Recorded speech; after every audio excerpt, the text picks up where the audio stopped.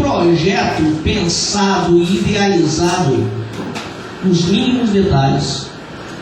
Há pessoas que às vezes pensam que o plano de Deus para a humanidade, o plano que Deus traçou para a terra com a vinda de Jesus, foi um plano B. Como se o plano de ter levantado o povo de Israel fosse o plano principal, o plano A.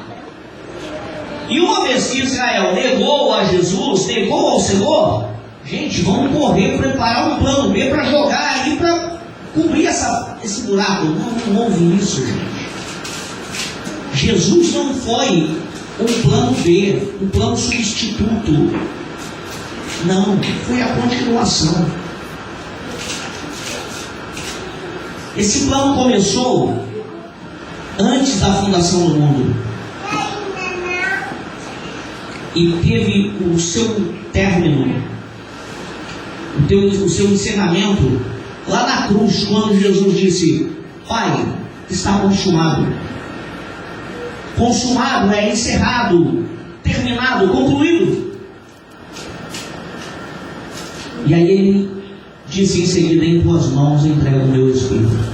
Ali o plano de Deus, o projeto de Deus para a salvação da humanidade tinha o seu término, a sua conclusão, sem interrupções, com louvor, com tudo que deveria acontecer. Projeto perfeito. Temos o prazer de servir e de ser servidos, porque o Senhor, Ele nos serve com tantas coisas, com tantas bênçãos, nos atende em todas as nossas necessidades, por um Deus que, além de ser onisciente, Ele sabe de todas as coisas, Ele também é presciente. Ele sabe das coisas antes que elas aconteçam. Uma das características de Deus, as pessoas falam muito: Ele é onisciente, Ele sabe de todas as coisas. Sim, mas Ele também é presciente. Ele sabe das coisas antes que elas se tornem reais, antes que elas aconteçam. E por saber de tudo antecipadamente, Ele nunca foi pego de surpresa. Quando o homem caiu do seu estado de santidade, como foi criado, Deus já esperava por isso. Já era algo esperado.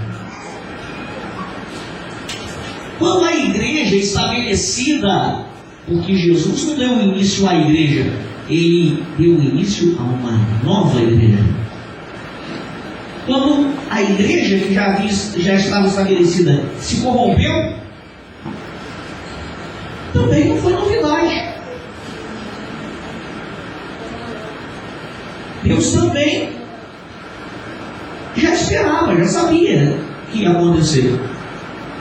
Quando aquele criminoso reconheceu a santidade de Jesus e se converteu, Deus também já sabia. Nada acontece que pegue Deus de surpresa. O que fazer diante de uma situação dessas? Foi aí que entrou o seu plano, entrou em ação. Foi aí que o plano de Deus começou a funcionar. O plano que já estava estruturado, já estava montado, já estava pronto, começou a ser colocado em prática. Ele não poderia compartilhar da sua santidade com pessoas que não tivessem a mesma santidade. E o preço do nosso pecado teria que ser pago. E é um preço muito alto. O nosso pecado só seria pago, só seria extinto através da morte. É difícil. Mas era essa a situação em que Deus se encontrava. Não poderíamos pagar tal preço. Porque uma vez que morrêssemos, não teríamos. Uma vez que morrêssemos por conta de um pecado, continuaríamos sem a condição necessária. Então foi preciso que alguém pudesse tomar em nosso lugar e morrer em nosso lugar. Mas para que esse alguém pudesse pagar pelos nossos pecados, ele mesmo não poderia ter pecados. Se fosse um pecador como nós, morreria somente pelos seus próprios pecados e não pelos dos outros. E quem na terra? Quem nesta terra poderia gloriar-se de não ter pecados? Aí a gente lembra até daquela passagem que o próprio Jesus se encontrava diante daquela mulher a ponto de ser apedrejada por ter sido pega em adultério, e eles, os fariseus, os publicanos, cercando Jesus e querendo que Jesus desse uma solução, ou seja, queriam derrubá-lo, porque se Jesus mandasse apedrejar aonde está o amor, se Jesus mandasse poupá-la, e a lei de Moisés, como fica? Então Jesus diz para eles: muito bem, aquele de vocês que não tiver pecado, seja o primeiro a atirar a pedra contra ela. Ninguém atirou. Por quê? Porque sabiam que estavam aqui incluídos, e que em todos nós pesava o pecado, e que nenhum poderia atirar uma pedra contra aquela mulher, porque estaria cometendo um pecado maior ainda. E a solução foi todos irem embora. Então quem poderia? Ninguém poderia se colocar naquela situação. Se o pecado entrou na terra por um homem, era necessário que ele fosse vencido por um homem. Jesus não poderia vir como Deus. Se ele surge aqui, de repente, adulto, já descesse do céu em uma nuvem, como ele voltou para o céu em uma nuvem, se ele descesse à terra, ele viria como Deus e não como homem, e não como alguém que pudesse cumprir as condições exigidas.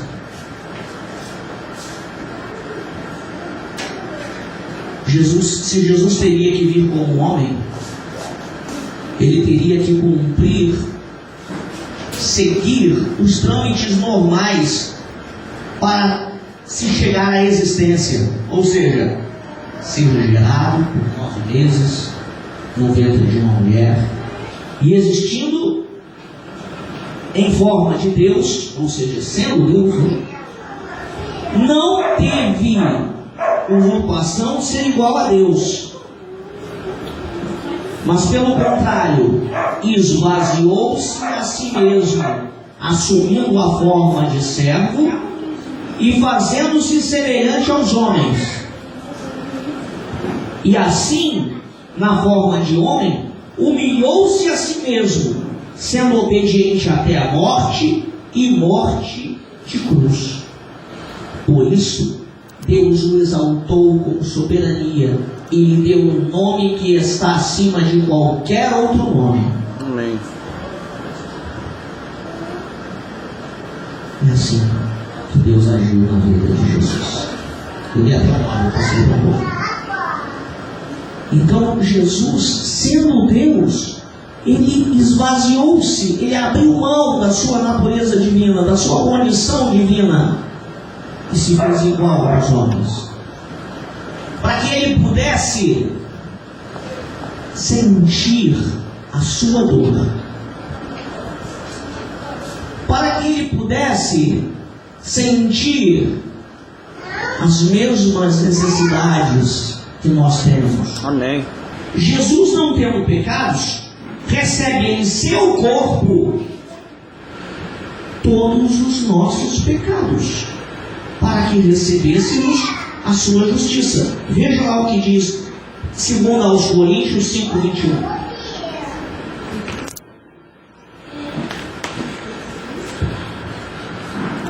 Diz assim a palavra do Senhor: daquele que não tinha pecado, Deus fez um sacrifício pelo pecado em nosso favor, para que nele fôssemos feitos justiça de Deus.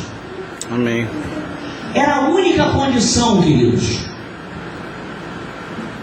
Precisava que alguém sem pecados tomasse o nosso lugar para pagar o nosso preço. Porque no momento em que Jesus se deu, se entregou no nosso lugar, assumiu naquela cruz o lugar onde deveria estar cada um de nós, ele nos deu o seu lugar. Houve uma inversão de posição. Ele recebeu o nosso pecado e nós recebemos a sua justiça.